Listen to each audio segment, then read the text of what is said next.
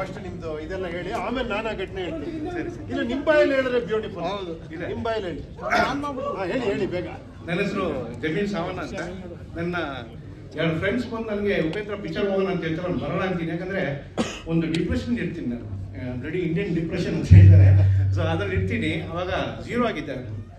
ಉಪೇಂದ್ರ ಪಿಕ್ಚರ್ಗೆ ನಾನು ಬರೋಣ ಅಂತ ಹೇಳಿದ್ರು 3 ಸಲ ಟ್ರೈ ಮಾಡಿ ಕರ್ಕೊಂಡು ಹೋಗ್ಬಿಟ್ರು ನನ್ನ.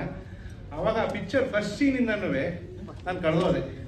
ಇದೇನು ನಾನೇ ಕಟ್ಸ್ತಾ ಇದ್ದೀನಿ ಹೇಳಿ ತಂದ್ಬಿಟ್ಟು ಫಸ್ಟು ಬೇತಾಳ ಸೀನಿಂದ ಹಿಡಿದು ಎಲ್ಲ ಇದರಲ್ಲೂ ನನಗೆ ಏನೋ ಒಂದು ಭಾಳ ದೊಡ್ಡ ಫಿಲಾಸಫಿ ಕಾಣಿಸ್ತಾ ಇದೆ.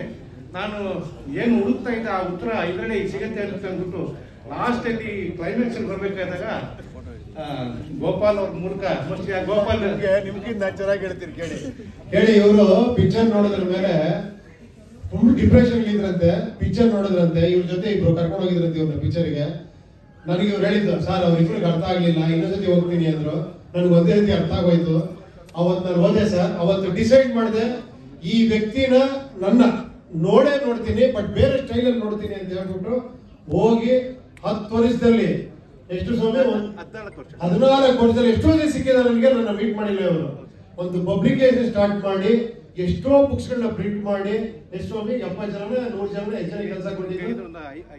3000 ಜನ ಸ್ಟೂಡೆಂಟ್ಸ್ಗೆ ನಾನು ಪಾಠ ಮಾಡಿದ್ದೀನಿ. 3000 ಜನ ಸ್ಟೂಡೆಂಟ್ ಪಾಠ ಮಾಡಿ ಒಂದು ದೊಡ್ಡ ಕಂಪನಿ ಓಪನ್ ಮಾಡಿ ನೋಡಿ ಈ ಬುಕ್ ಪ್ರಿಂಟ್ ಮಾಡಿ ಇದನ್ನ ತಂದು ನನ್ನ ಮೀಟ್ ಮಾಡಿದ್ರು.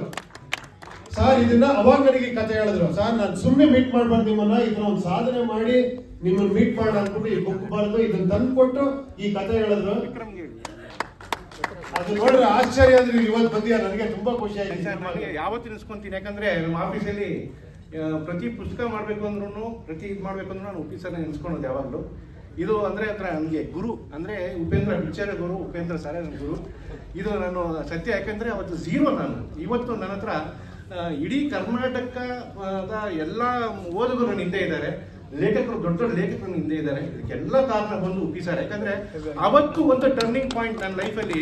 ನಾನು ಹಿಂದೆ ತಿರುಗಿ ನೋಡಿಲ್ಲ ಸರ್. ಅವತ್ತು ನೀವು ಹೇಗೆ ಫಿಲಮಲ್ಲಿ ನೀವು ಹಿಂದೆ ತಿರುಗಲ್ವೋ ಅದೇ ಥರದ ಮುಂದೆ ಹೋಗ್ತಾನೆ ಇದ್ದೀನಿ. ಜೀವನದಲ್ಲಿ ಭಾಳ ಸಾಧನೆ ಮಾಡ್ತಾ ಇದ್ದೀನಿ. ಪುಸ್ತಕ ರತ್ನ ಆಗಿದ್ದೀನಿ. ಇವತ್ತು ಕನ್ನಡ ಬರಹಗಾರರ ಸಂಘದವರು ನನಗೆ ಪುಸ್ತಕ ರತ್ನ ಅಂತ ಕೊಟ್ಟಿದ್ದಾರೆ. ಇದೆಲ್ಲ ಕಾರಣ ಬಂದು ಒಂದೇ ಪಿಕ್ಚರು ಉಪೇಂದ್ರ. ಇವತ್ತು